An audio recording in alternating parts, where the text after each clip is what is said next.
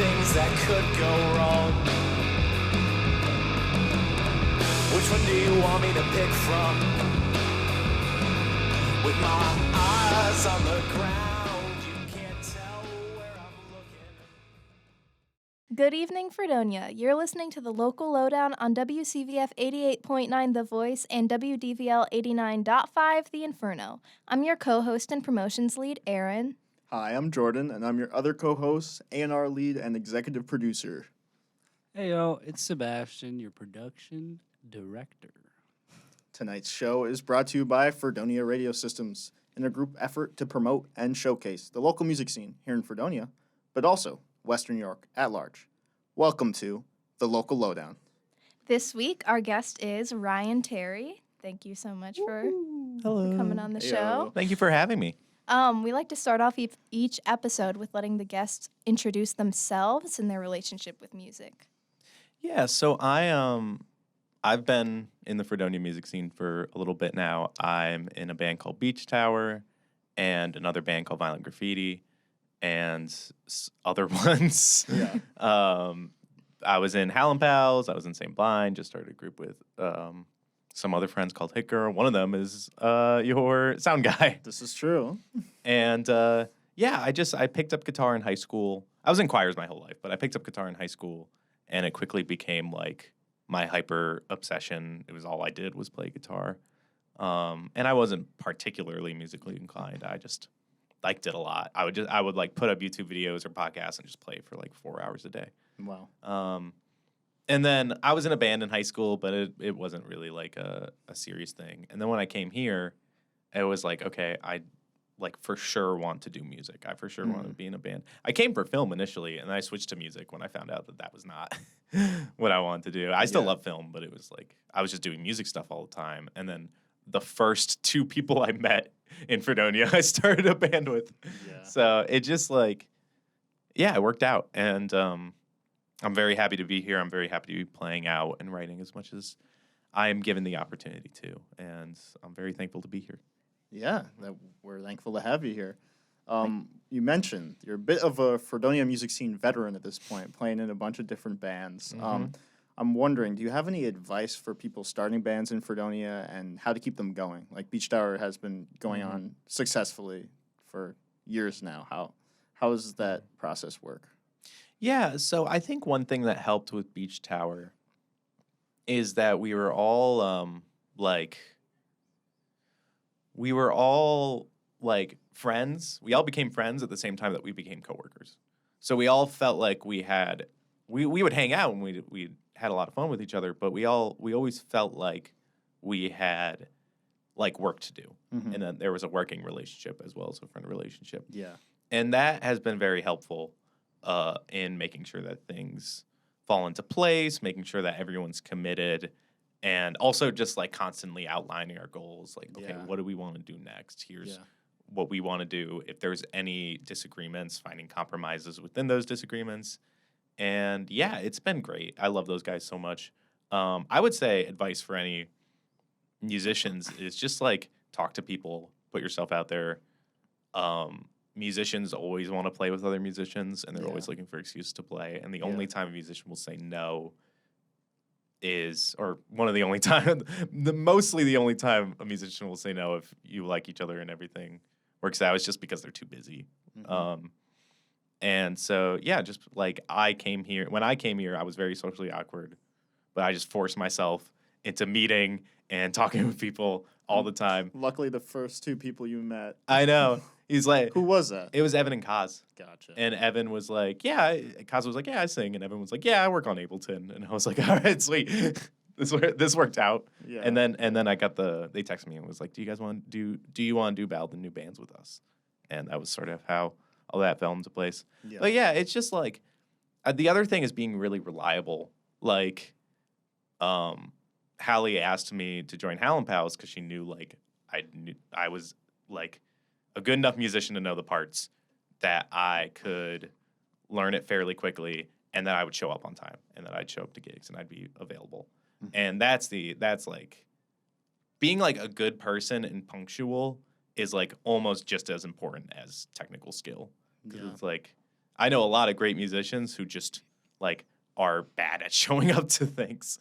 And that's like, I want to work with this person, but I don't know, they might be stingy. So it's like, yeah, just being punctual, being nice, like being social, not dipping right after practice, like talking, hanging out. That's always been like, and it's great because it's socially fulfilling. It's fulfilling for me as a person. I love those guys, but then also it's like good for our work too. Yeah, yeah. Mhm. I mean, definitely what you were saying about having like work relationship and friend relationship in both, I think is important. Speaking from our own experience, I feel like the people I've done this show with, I've gotten to have like the benefit of having both a friend relationship and a work relationship. And if it was just one or just the other, it wouldn't work.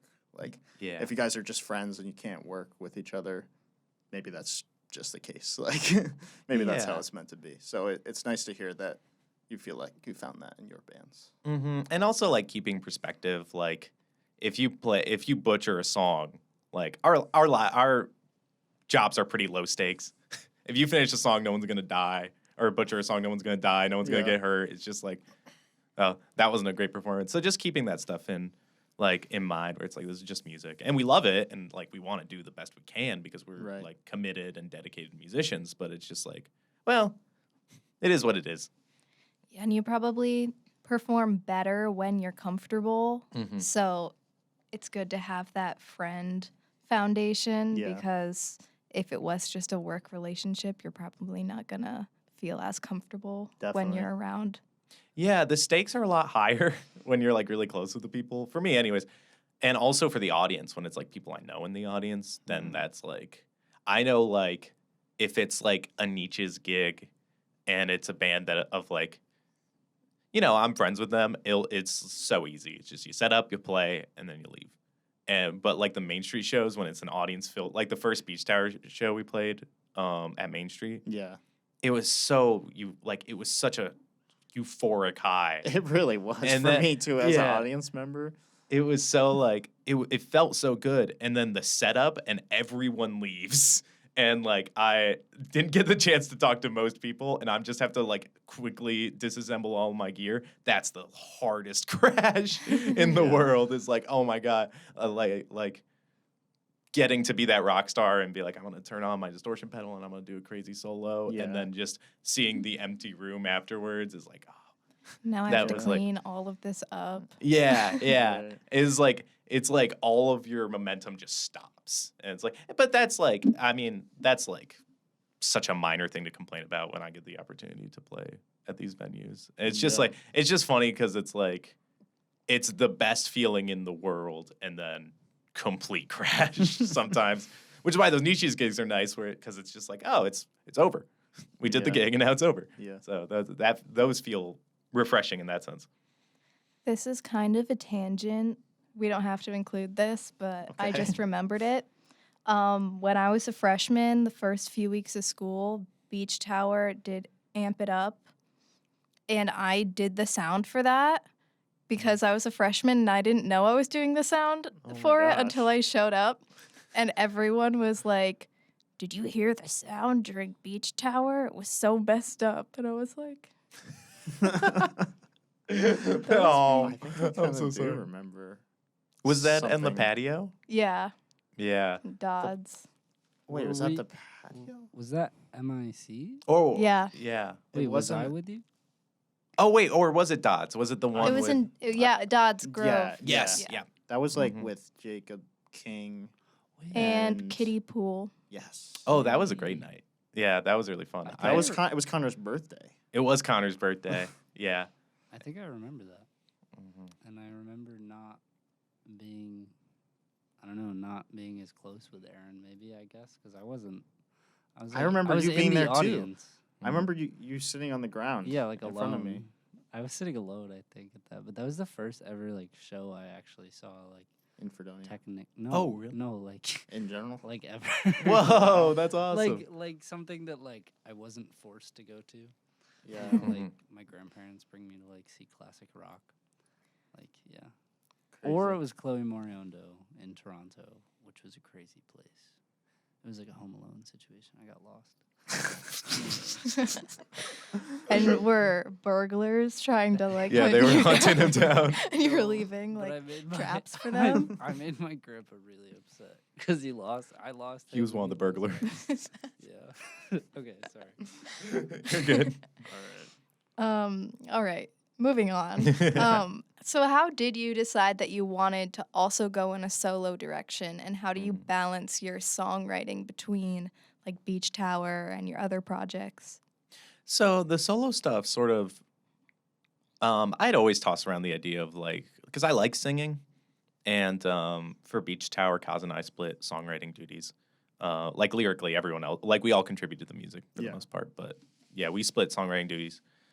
And so I always knew that I wanted to do like a solo project and have a couple songs left aside for it. Actually, the first one I played I'm gonna play in the performance Yeah. is an original song I've had since like high school Mhm. that I just need to that I'm working on recording. But it sort of fell into place because I was in a certain mood where I wrote a bunch of songs that had a very similar theme, and that ended up being Daydreamers. And I had like written the lyrics, written the music, and arranged the parts.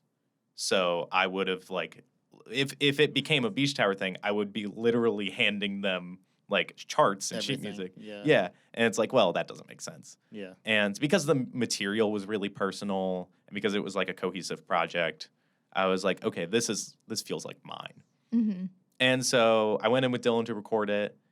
And then after we put it out, I didn't really do much with it because I was like, I sort of saw it as like a singular project. And I wanted to get a band together, but it was like on the back burner because I had Howlin' Pals and Beach Tower going on and Violent Graffiti as well.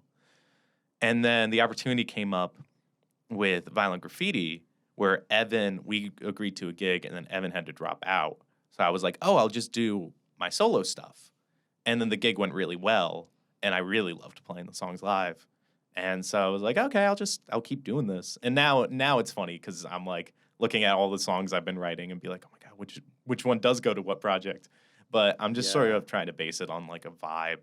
Yeah. Like this feels Beach Towery. It feels like, or also if I feel like it's lacking something and I know bringing it to other musicians will make it better. Like that's when I'll bring it to Beach Tower. That's when I'll bring it to that band with Gordon, Hit Girl. Yeah, that's what the process is right now. I'm still trying to figure it out, but it's definitely more of like a project by project basis. Definitely. Well, I want to talk a little bit about Daydreamers. It was principally written from November 2021 to February 2022, but you also said you had some songs in there from high school. Yeah. And just like, that's a long time period of art built up over time. To eventually release it, what did it feel like? It was weird. It was really weird. It was particularly, I had written a ton of lyrics in high school about a relationship I was in at the time. Mhm. And it didn't go well. And then I had a sort of similar situation while I was in college, and that made me be like, okay, let's look through them for fun. Let's go through them. And then a couple like Barnstable Harbor, that was a reworking of something I'd done in high school. I think by the end, only like a handful of lines stuck in. Okay. But that was like, I had the title, I had the general concept of the song, and then something like Garden Grove. Like, I think the lyrics, except for the chorus, are straight from high school. Mhm. And then I changed the chorus lyrics because I felt like it was derivative of another song. Okay. But yeah, they were, and I had that title Daydreamers for a while too. But yeah, it just felt like in high school I was like, this is the biggest project I've ever worked on, and then I didn't do anything with it because Yeah. the material was kind of crap. and then So that wasn't with the band you were in at the time. That was just like something you were doing on the side. yeah, the band I was in was sort of, I brought the songs in, Mhm. so it was sort of more my project. And we'd floated around writing songs as a group, but it never really worked out. There were, I think, one or two songs, like Garden Grove, we played an early version of in high school. Gotcha. But aside from that, like those songs just lay dormant until I like decided to come back to them. And even Daydreamers, there's like 6 or 8 songs that I had like basically fully written that I cut because I didn't like them or they didn't fit the project or yeah, for whatever reason.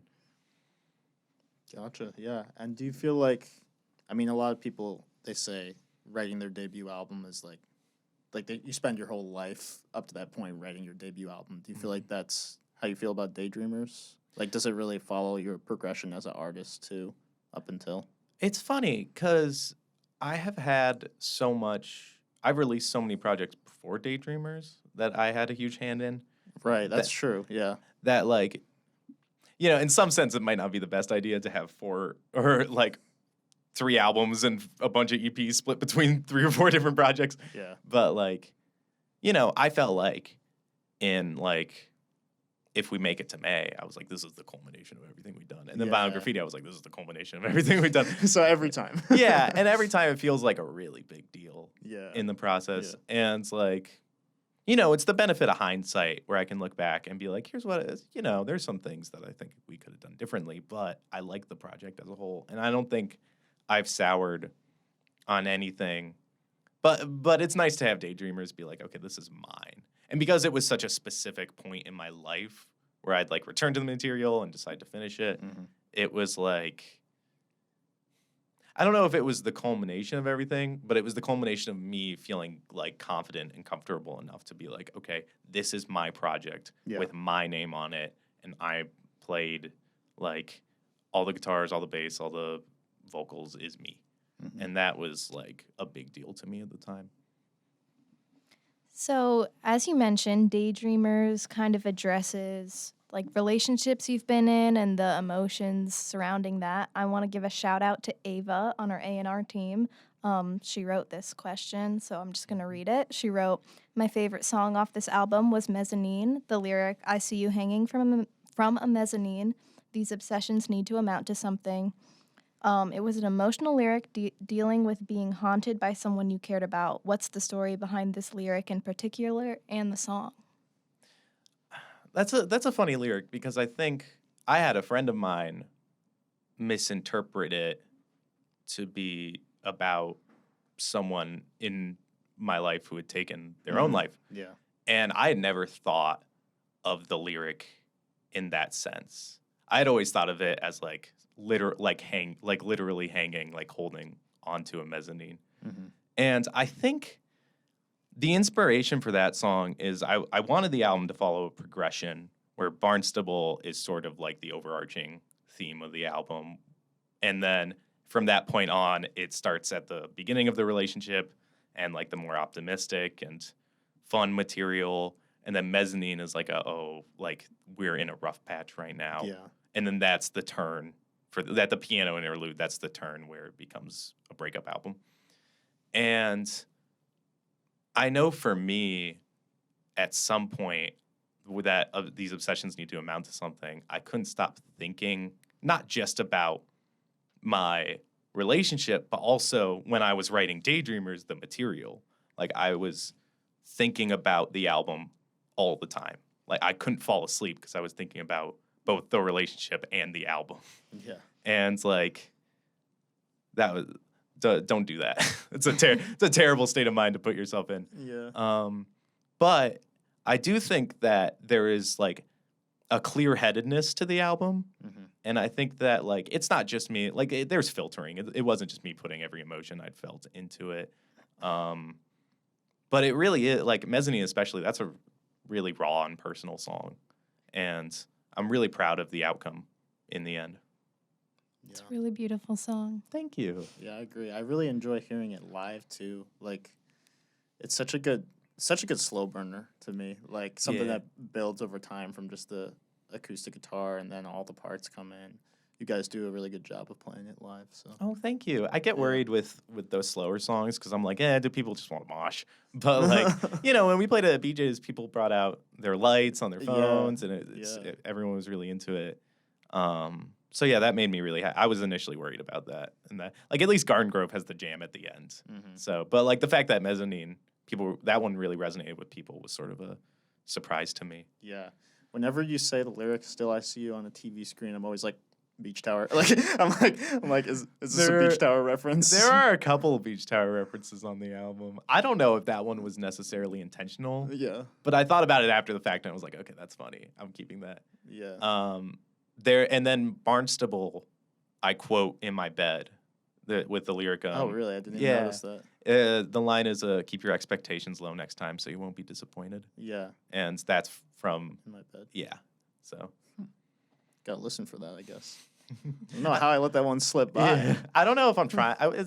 It's partly like I think the internal references are fun, but also like also like, well, that was a fun lyric.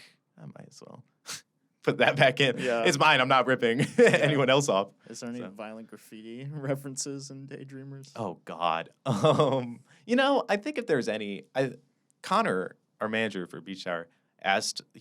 After the BJ show. He was like, "Why don't you play Sleep?" Yeah. And then after that, I was like, "Oh, Sleep would fit really well in the set." Yeah. So I just completely hadn't thought about that. But I think I think Evan and I now at this point treat violent graffiti as a fairly. Separate thing. Yeah, I think like we've moved into like the synth heavy dancey stuff, Mhm. and that's been really fun for us. We haven't touched it in a while, but like in my head, that's the category violent graffiti fits in right now. And so, yeah, I don't know. I still More of an electronic project at this point. yeah, I'm still really proud of These Are Truly Our Last Days, though. I think Yeah. that's the one I go back to the most, and I'm like, oh my God, how did we do this? Yeah. Because it's like we were doing it in our dorm room Yeah. in between, or sometimes during classes in COVID, and I was like, oh, like when I go back to it, I'm like, man, I really had nothing better to do but make music. That's interesting. Well, I want to talk a little bit more about Daydreamers. The artwork Mhm. for it was made by Abigail Levin, Yes. who also does a lot of the stuff for Saint Blind. Shout out to Saint Blind, who's also been on the show at some point, a long time ago.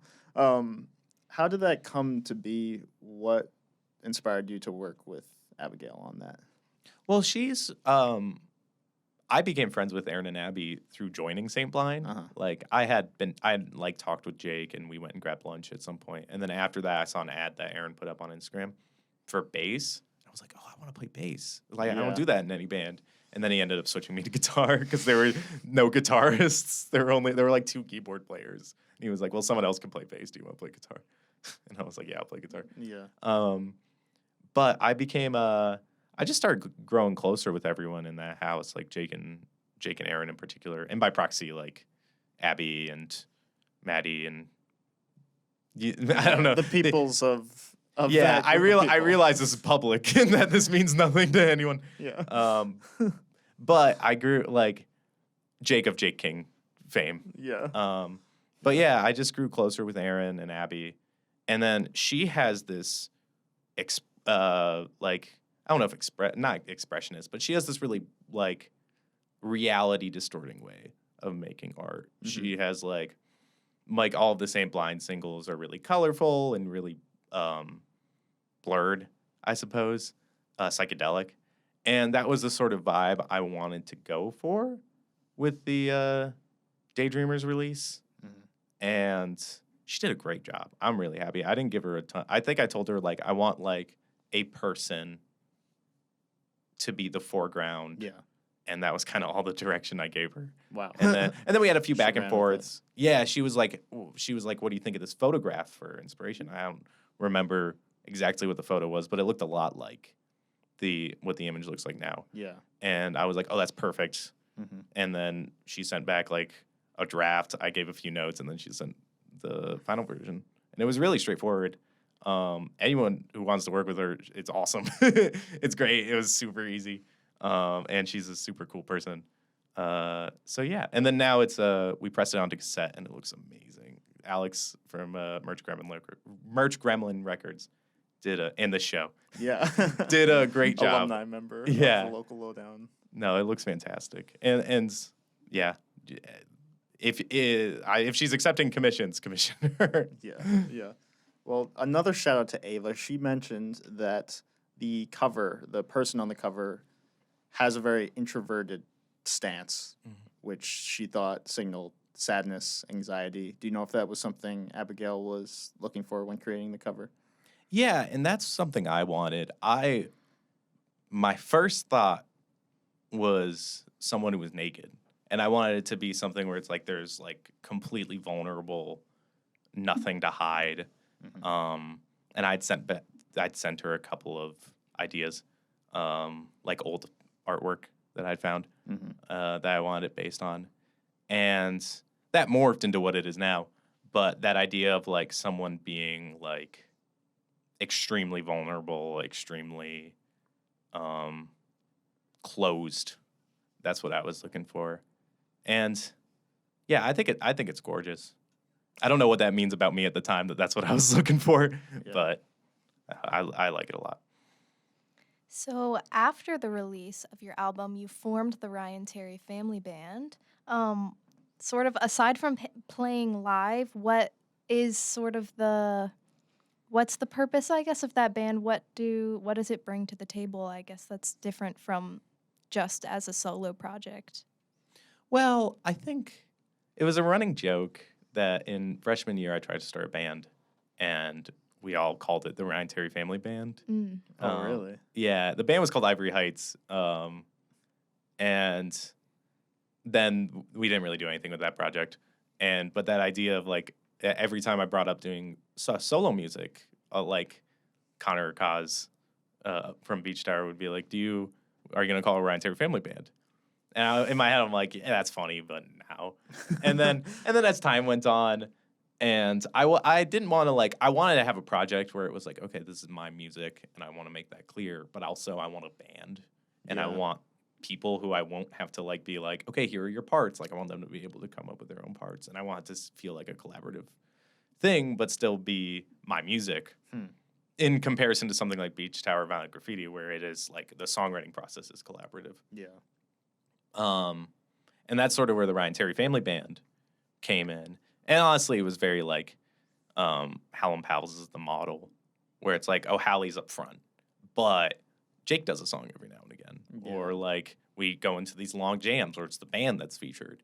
And that's sort of the vibe that I wanted with my music. I didn't want it to be like, here are your parts, play the parts I give you. I wanted it to be like everyone was showcasing something of themselves. I don't like, if I ask a musician to play with me, I want them to show off the things that they're good at, not play things that I tell them to, you know? Yeah. Yeah. Well, you've had some lineup changes, even just in the That's short true. time period of the family band being something. What are some of the newer members contributing differently? Yeah, so it's funny, that first Violent Graffiti gig, I think everyone who played with me that night couldn't do it anymore, because like Miles from Hallam Pals, he moved to New York City. Yeah. And then Jake and Joey were too busy. So I asked Evan from Beach Tower to hop on, and then Sasha I'd seen play, and I was getting to be better friends with them through a mutual friend, and I knew they'd kill it. So I asked them to come on, and then I played with McLean in a Hallam Pals show. Okay. And that was like, oh, I'll ask him. And it's been really fun. It's been the nice thing, like they all pick up really easily. So I can like throw them a song, and in one rehearsal, 2 rehearsals, it's, you know, that's good. This is a good like chunk of the set. Let's not change anything. And or if we do, it's a jam, and we all know what's going to happen. And so that is super cool. I've worked with Evan for so long that I can like I know what he's going to do before he's going to do it, and he knows that of me too. Yeah. And it's nice to have McLean and Sasha too, because they provide new ideas that I never would have thought of. Like Joey drummed on the album, so I sort of knew what parts he was going to do. But then McLean comes in, and it's something wildly different, but it still works, and I like it. And that's the thing that I'm looking for whenever I ask someone to hop in, is to give their own personality to it. Yeah. At this point, would you say it's a nice mix of people that you've worked with before and new people? Definitely. Yeah, and I think that was really like when Sasha came in, it was me, Joey, Evan, and those are like, you know, 2 of the people I'm most comfortable with playing, like in general, but also just playing music. Like, Yeah. I would say those are the 2 musicians I played with longer than anyone else, and so like Sasha was able to slot in really easily because we were a really tight unit, And now since Joey started his own band, it's the Acid Jasmine Comet. Comet. Yeah. So good. But he was too busy, so when we brought McLean in, it's like, okay, now the three of us are a unit, and McLean can fill in and figure it out. So that's been really helpful. The fact that there is always like at least two people who know what's going on.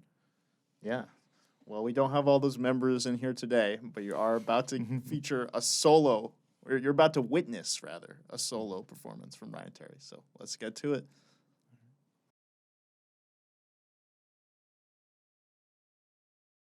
This first one is sort of a new song, and it's called Can't Feel the Ground.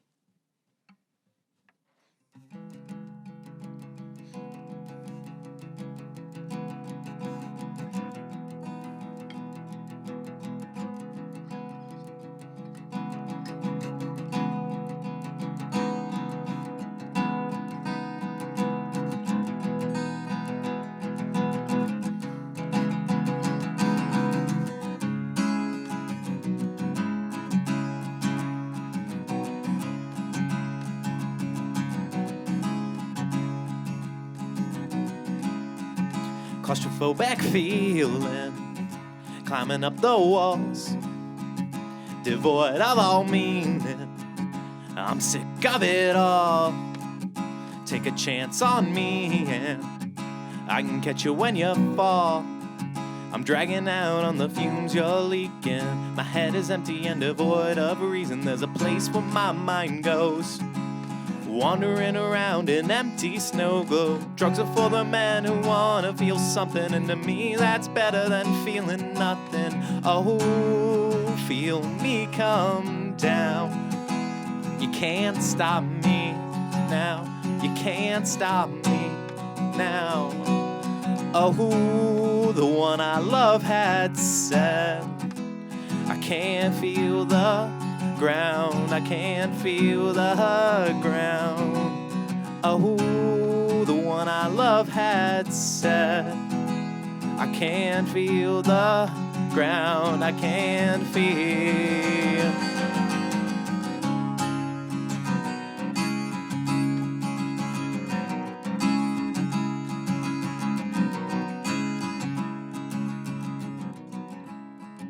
Tell me what you're thinking now. It's been a while since I felt the rush. Tell me what you're thinking now. It's been a while since I felt your touch. I can't face you with this empty feeling. I can't face you with this empty feeling. Can't face you at all.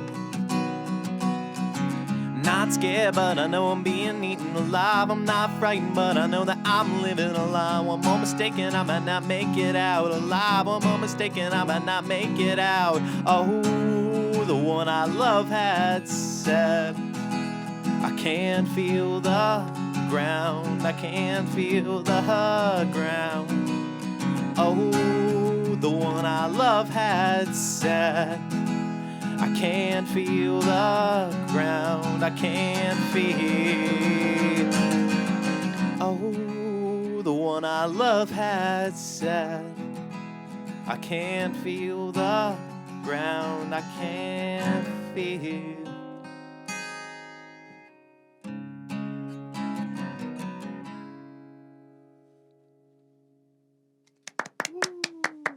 All right, thank you.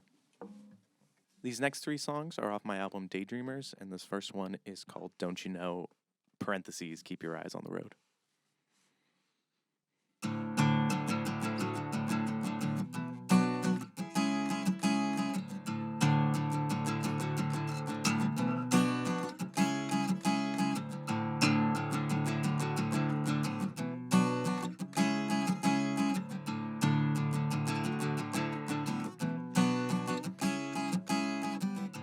Don't you know your hair gets stuck inside my throat?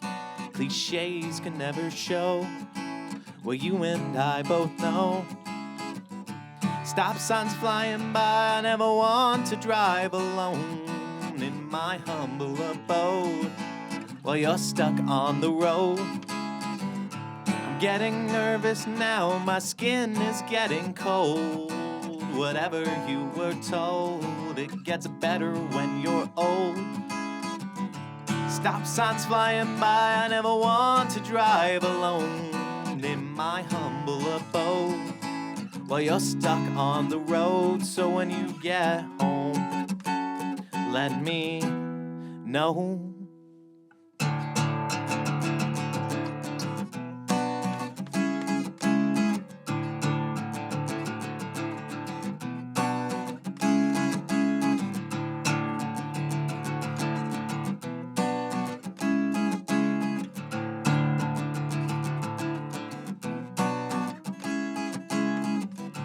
Don't you know you'll never know them like before?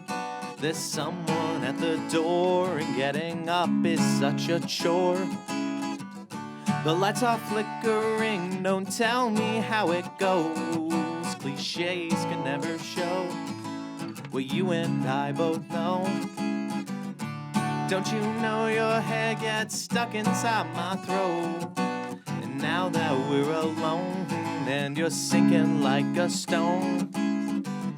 Stop signs flying by, I never want to drive alone in my humble abode. Don't tell me how it goes, so keep your eyes off the road.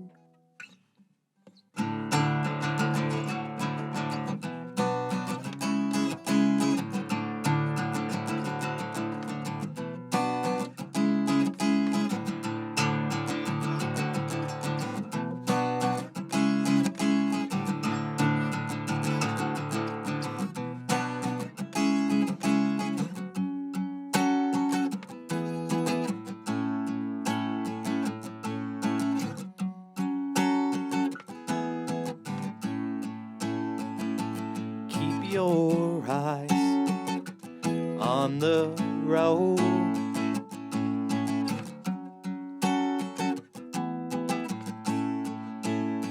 So keep your eyes on the road.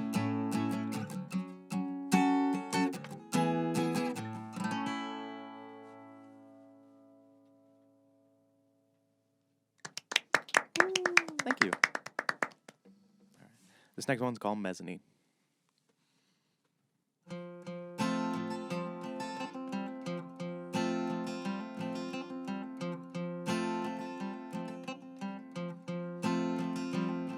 You say maybe it's time to change our shoes we've been wearing for a while now. Soles have worn down, they're broken now. We had a Friendsgiving, but the plans died away. I don't think that I could say it, but I miss them each day. Now I'm alone with my thoughts, and I'm staring at a screen, and these cars driving by will be the death of me. I'm waiting on a call for you to jolt me out of sleep. Let the rapids shake me out with the water running deep.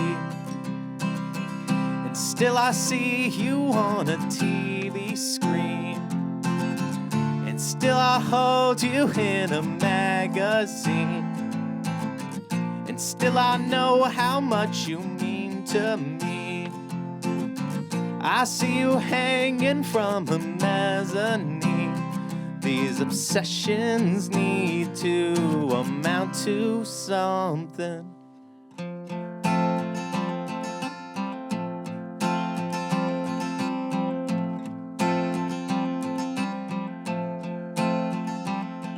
Your brain's grown too full of thoughts to stay inside your head.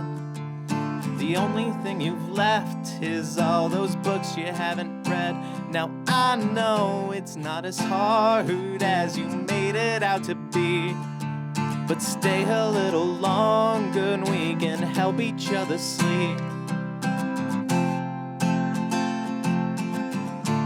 Our lives are entangled now.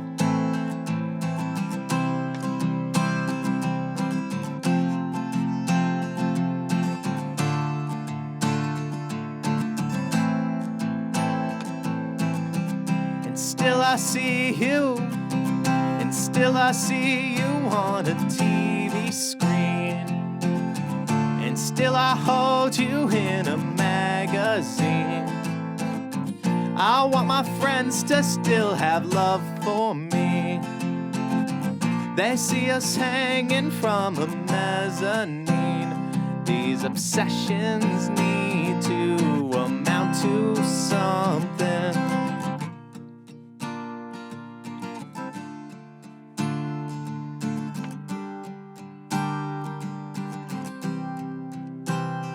Now I know it's not as hard as you made it out to be. I'll scatter your ashes across the air and sea. Now I know it's not as hard as you made it out to be. But stay a little longer and we can help each other sleep. Our lives are entangled now.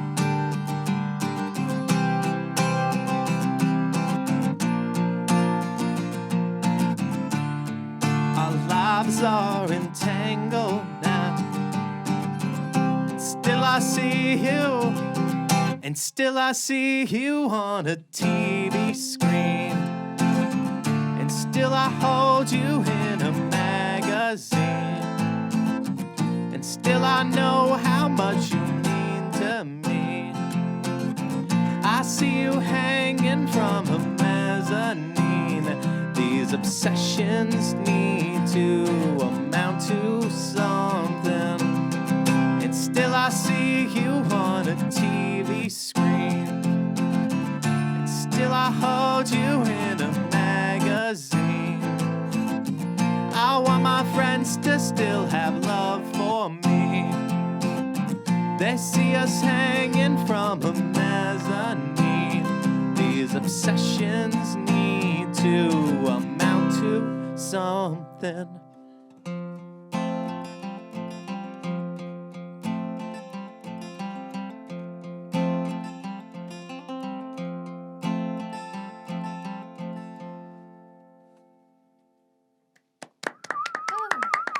Thank you. This next one is meant to be a part 2 to the last one I played, and it's called Mr. Tourist.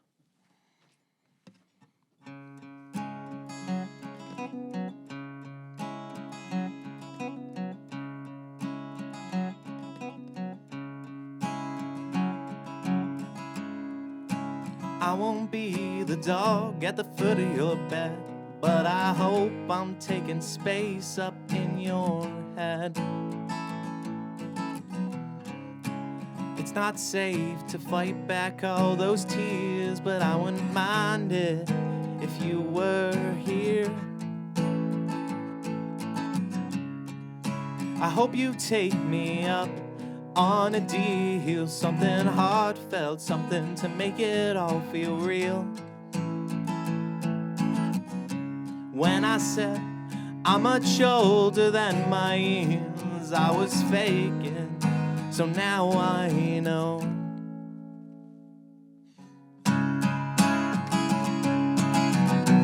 Our lives are entangled now.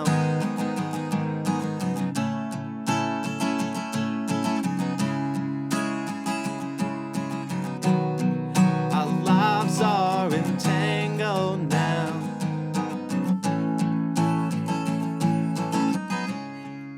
I sleep on couches and trick myself to dream what little I carry ends walking away from me. I swear we were just passing the time, but it's not like that.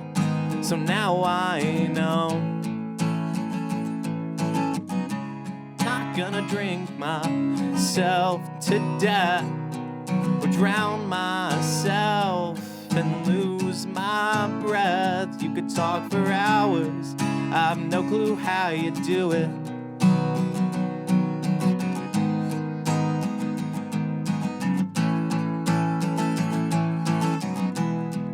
Lay down, Mr. Tourist. You can't love them like you loved them before. Torres. You can't watch from behind anymore. And did you think you'd be so alone in a place you called your home? Well, lay down, Mr. Torres. It gets easier each day you spend on your own. Let down, Mr. Torres. Let down, Mr. Torres. Let down, Mr. Torres. Let down, Mr. Torres.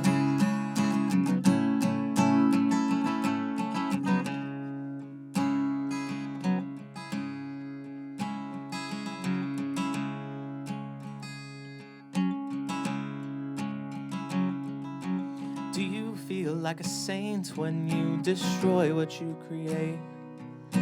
When you see yourself, is it written on your face? I'd forgive it all, I can take the blame. When I'm up against the wall, when I forget your name.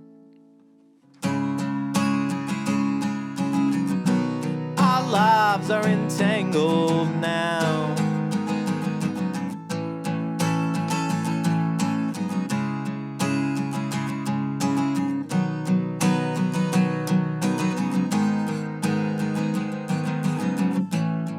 Let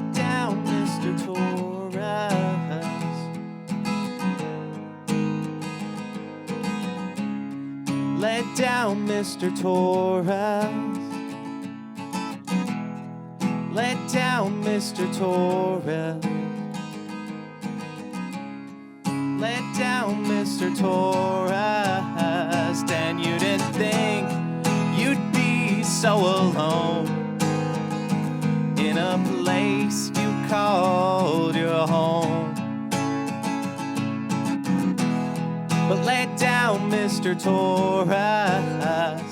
It gets easier each day you spend on your own. Let down, Mr. Torres.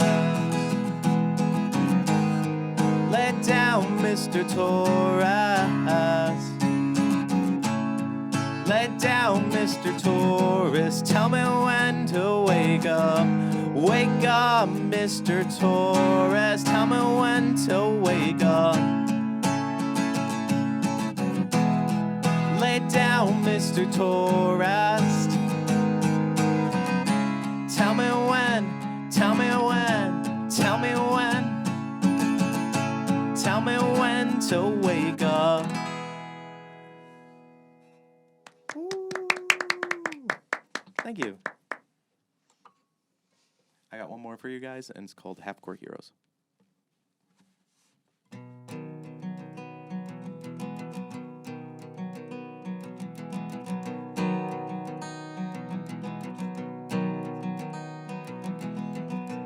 I got friends out on East Main Street. I heard they're backed up. I heard they need me.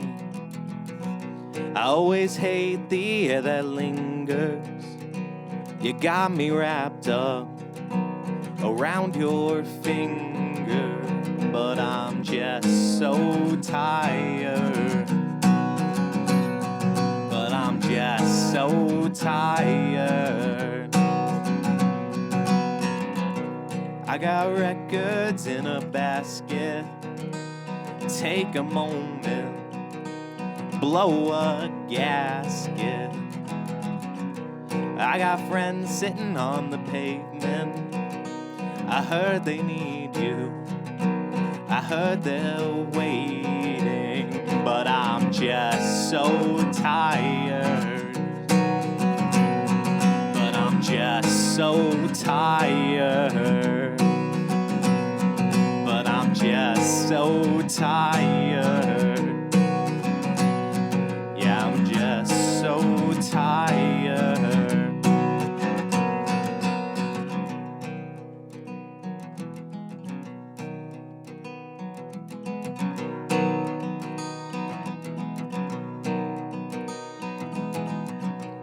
I got friends out on Eagle Street. I heard they're backed up. I heard they need me. Break away and take a moment. Go back in there. You can do this, but I'm just so tired. But I'm just so tired. But I'm just so tired. Yeah, I'm just so tired.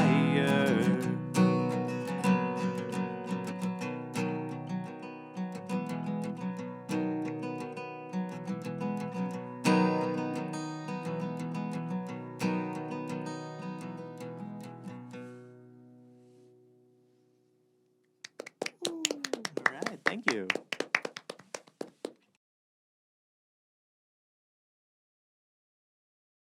Behind the scenes, we have thanked Ryan for his performance about 45 times. We but we've can't just stop laughing. we're in a bit of a laughing fit. For anybody that didn't know already, we know Ryan pretty well. Yeah. He is in the station quite a bit. He used to be the chief archivist for a year or so. And yeah, it's coming out. We're losing all professionality. But Like really, the second the cameras stopped or the edit stopped, we just have been talking nonstop. we've been talking nonsense. We haven't been able to restart. Yes, but we do appreciate you coming on the episode. It was nice to hear some unreleased ones. Thank you. Some ones from Daydreamers. Also, you did play Half Court Heroes, which is the last song off your debut EP, which was more of like an acoustic project that we released before Daydreamers. What was the idea behind that? Yeah, so while Daydreamers was being mixed, I was listening to like Hallie stuff from Hal & Pals, Jacob King stuff, Dylan Morawski, and they were all leaning in this folkier acoustic direction. And I'd also gotten really into like Bob Dylan and Tallest Man on Earth, and that was like I would just go on walks over the summer and I would listen to that. Yeah. And it put me in a headspace where it's like, okay, I did a lot of stuff on that album that was really fully orchestrated and had a lot of instruments going on. And I wanted to strip everything back and just record into my phone and see if I liked the material. And I came up with 4 songs that I didn't think, like, I thought worked the best on acoustic guitar. I didn't really want to flesh them out. So I wanted to release something that was short and sweet and wasn't too bogged down by technical stuff, just like how I'm feeling in the moment. Right. I was definitely getting the Dylanisms from the second song on that EP.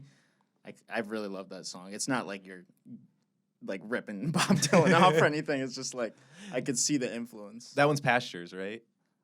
It's whichever the second song in the EP is. Forgive me, I forget the name. Okay, it's either Your Gates or Pastures. It is Your Gates. It's Your Gates? Okay. Yeah, that one, a lot of people have pointed that one out, and that makes me happy because that one's a fun one. I've never played it live. I should bring those songs out again. But it was just like, since Daydreamers was really heavy, it was nice to write some material that felt like I was moving past all of that. Yeah. And like that I could just, and I think like 2 of the songs on that EP are pretty sad, but they have a different connotation to me. It's not as entrenched in all of the stuff that Daydreamers felt like I was coming from. That EP feels a bit more casual to me. Like I feel like I could listen to that and not like have to listen to the whole thing and like really like Daydreams is like it's a whole project and it's heavy, like you said. So it requires a little bit more focus from the listener in a way. And I feel like that one was a good little like Ryan Terry starter kit. Like I'm putting music out now. And it's funny, like, for me personally, it came after. Yeah. And I was like, okay, this is like, I'm working on new stuff. I'm trying out what works now that Daydreamers is done. And that took up such a large chunk of my life. But for everyone else, that came out before. So, yeah. This is interesting. It's instead of seeming uplifting, it's a nosedive. Yeah. But yeah. No, I'm still really happy about that EP. Especially Half Court Heroes. I want to keep playing that live. For sure. Well, we've talked a lot about some of your older bands, but we got to talk about some of these newer bands because we're getting the big scoop on this Fredonia band. They've been posting some crazy stuff on their Instagram. I'm talking about Hit Girl. Yep. So what is the idea behind this project? Who's in the band? for anybody that doesn't know? So it is our singer and piano player is my lovely girlfriend Sarah. She also does she has Oopsie Art. She sells art, prints at shows and whatnot. And then Michael's playing bass from Idlewood Creek. Catherine from Kiwi Grim on cello, and then Gordon here, and then also Relentless Moisture. Yeah. Shout out to Gordon for mixing the episodes. Yeah. He's playing And Sebastian drums. mixing too. Woo, Sebastian. Yay. But yeah, it was just like Sarah had a lot of songs, like lyrics mainly, and a lot of them have chords too. And she wanted to start her own project, and her and I started talking about it, and we talked about like wanting the band to be both like diverse musically, diverse in like how we identify, and then also like the fact that there's a cello Yeah. is so cool. And like I don't know what I was expecting going in, but right now, the way that we've been playing, it feels like having a really chunky second guitar, and it's so cool, and I love it. It's been a really fun project. We always we jam a lot, and so that's been really cathartic. And I think when Hallie moved, that was like, okay, this is, that was taking up a lot of time. We were gaining a lot, but now this is an opportunity to work on a new project. And yeah, I'm having a blast with it. It's really fun. So how long have you guys had that name and that lineup together and been doing things? So the lineup started back in September. We all got together and we jammed for a little bit. And it's also been great because I always wanted to get to know, like, I live with Michael, and then obviously Sarah's my girlfriend, but I wanted to get to know Gordon and Catherine more, and it's been a great opportunity to do that. But we were just jamming for a bit, and we came in with a cover, and that went really well. And then I think eventually, like, we were throwing out band names, and Hit Girl was the one that stuck, and it was something that Sarah came up with. And yeah, it's a bit, we're still writing stuff, so I don't know exactly what it's going to shake out to, but right now it's been a bit of a happier project for me, which is fun because I've got so many distortions on my pedal board that I don't get to use all too often. Yeah, I had a feeling. I was like, this is going to be the heavy band that Ryan Terry joins. It's going to be his first heavy band. No, because with Beach Tower, the nice thing about, I think something that surprises people about Beach Tower is that we do that, like, no wave distorted feedback stuff, like the noise rock. But like all of the songs are, really like indie pop, indie rock leaning. Yeah. There are some that are like If We Make It to May and Burning Bridges are pretty like heavy and jam oriented. But like I remember like someone my freshman year when we were being interviewed saying like seeing us live and listening to the EP were really different experiences because we're so much like I'm so much more distorted and Evan's so much more flashy, and not necessarily in a bad way. I think that's just what happens when you play live. All the songs get a little faster and a little louder than how you record them. Yeah. But yeah, it was like I always loved doing like industrial rock or noise rock. So this is a great opportunity to do that. Yeah, I'm sorry. I was chuckling because when you were talking about like being different on stage, I was just imagining like Koss doing like screamed parts of In My Bed. If they just went that far with it. There's the one song, there's Dan Flashes, which you played a couple times when Koss is singing like, "You're gonna die out there." I don't know if anyone could hear him say that, but those are the fun moments for us where it's like it's so over the top and ridiculous. But because we have this like fun little like, oh, it's a beachy little indie pop band. Like I think there's a humor in a song like that, And this is an opportunity. Like I can use my fuzz pedal. I never use my fuzz pedal. I'm so excited. Yeah, that's awesome. So it's been refreshing in a way. Oh, absolutely. Yeah, and I think like because Koss is away right now, like Beach Tower hasn't gotten to play live all that much. Yeah, and the family band stuff, the music, like the songs are done. Right, and so like it's to create. Yeah, it's way more of a workshopping process with Hit Girl, and that's really cool. I miss that about being in a band like Beach Tower. Yeah. Cool.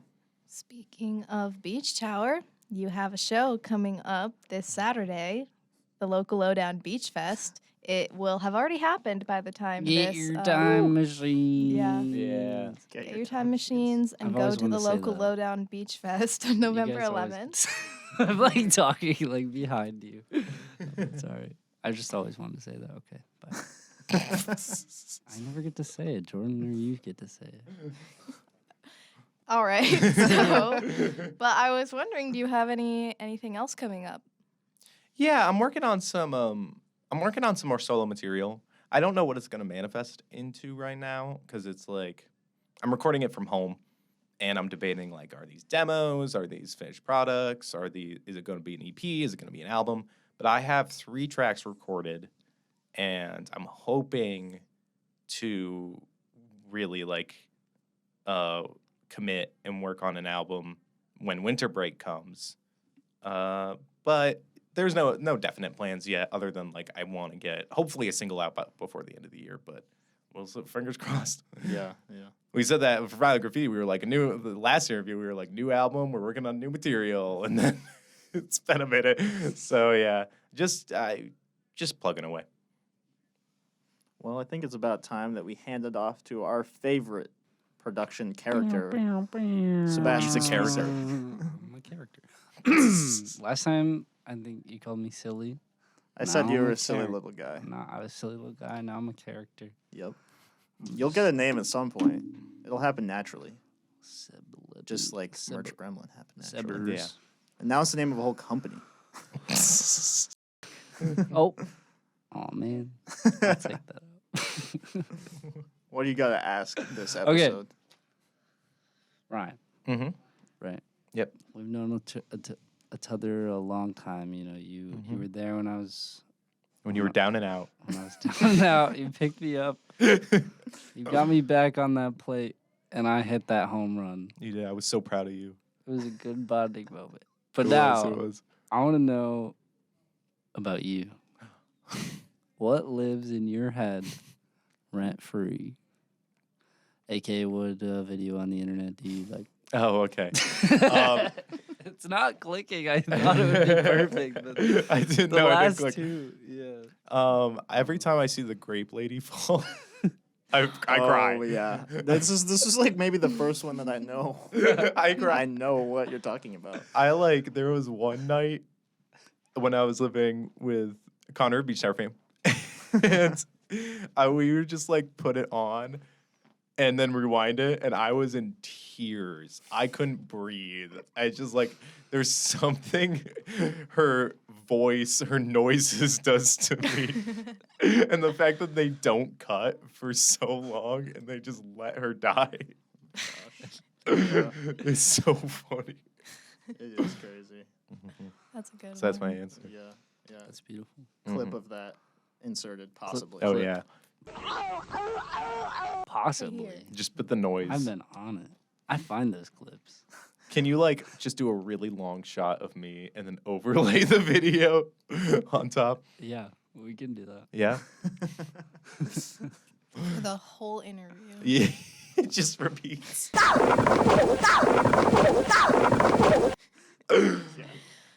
All right. On that note, I think that concludes another episode of the Local Lowdown. Thank you so much, Ryan, for coming on and performing for us and doing this interview. It's been a great time. Thank you guys so much for having me. It's been a blast. And thank you for tuning in to the Local Lowdown on 88.9 WCVF The Voice and 89.5 WDVL The Inferno. We'll be back with some more silly local music. Same time. Same place. Still I see you on a TV screen.